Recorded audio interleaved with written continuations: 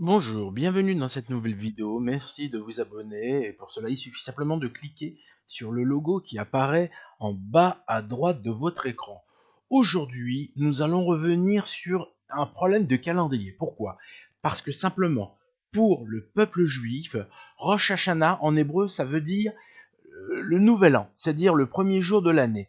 Eh ben, pour les Hébreux, cette période, ça se situe aux environs du mois d'octobre et ça se trouve au mois de Tishré et c'est le premier jour de l'année. Et on appelle ça Rosh Hashanah, on fait une fête et 9 jours après, on fait le Yom Kippour, c'est-à-dire le jour du grand pardon. Mais je remets la date en cause. Pourquoi? Parce que nous avons des références qui disent que la date du nouvel an ne peut pas être dans la période de Tishré, c'est-à-dire en octobre, mais doivent se trouver plutôt au mois d'avril pendant la période de Pessah. Pour cette vidéo, je vais utiliser une chronologie, mais attention, elle n'est pas exacte et précise, ça sera en nombre de jours, c'est une erreur en nombre de jours. Pourquoi? Parce que simplement, il aurait fallu être là au moment présent pour prendre exactement le jour approprié. Mais ça va jouer à 2-3 jours d'erreur. Donc, voilà où nous en sommes. Le peuple hébreu est en train de sortir d'Égypte. Et quand il sort d'Égypte, donc c'est le 14 Nissan. Juste pour précision, le peuple hébreu utilise le système de calendrier lunaire, alors que nous, dans le monde, on utilise le calendrier solaire. Dans le peuple hébreu, il y a bien 12 mois, mais cette vidéo est là pour remettre en cause le principe de dire que c'était pendant la période de Tishré, mais que c'était plutôt pendant la période de Nissan. Donc, les commentateurs disent que c'est octobre, septembre-octobre, et moi j'affirme que c'est pendant à peu près la période de avril, au moment où il y a eu la fête de Pessah, la Pâque juive. Maintenant, on en reprend où on en était resté. Donc, le peuple hébreu est sorti d'Égypte, il va marcher dans le désert, et c'est marqué qu'il a marché à environ 3 néoménies, ce qui correspond à peu près à 3 cycles lunaires complets, donc 3 mois. Et à un moment donné, ils arrivent en bas du mont Sinaï. Et là, à ce moment-là de l'histoire, nous en sommes donc aux environs du 15 Tammuz. Ce qui veut dire qu'on sera passé du mois de Nissan au mois de Iyar, ensuite au mois de Sivan, et nous arrivons donc à la date qui apparaît, le mois de Tammuz.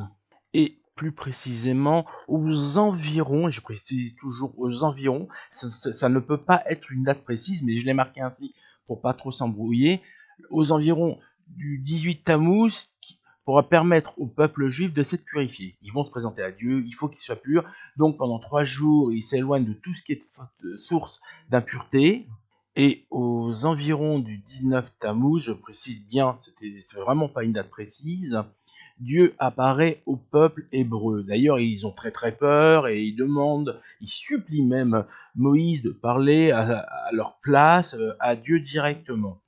Et ensuite, juste après cet événement, Moïse doit monter sur la montagne pour recevoir cette loi. Et en même temps, Dieu lui donnera les tables de la loi. Ça va durer 40 jours. Donc il descend vers la fin du mois de Av et horreur, il découvre le veau d'or. Donc il se passe ce qui se passe, il détruit le veau d'or et les fautifs sont punis. Et juste après, bien évidemment, il doit retourner à la montagne encore 40 jours. Pour le peuple hébreu, le mois de Av est un mois qui est pas génial. C'est un mois où il se passe généralement de grosses galères. Mais si on met en avant que la première grosse galère qu'ils ont fait, c'était par rapport au veau d'or et que ça s'est passé pendant la période de Av, on peut expliquer cela. On en revient à Moshe. Donc encore une fois, il va monter 40 jours. Et là, ça va l'amener aux environs, et je précise encore parce que c'est extrêmement important, aux environs du 10 Tishré. Le 10 Tishré, c'est la période du jour de Kippour, du grand pardon. Et 9 jours auparavant, vous avez ce qu'on appelle Rosh Hashanah. Mais si vous allez dans la traduction littérale, cette période de Rosh Hashanah qui se situe au premier Tishré, c'est le jour du souvenir. Donc, la notion de nouvel an n'apparaît pas clairement, c'est évident.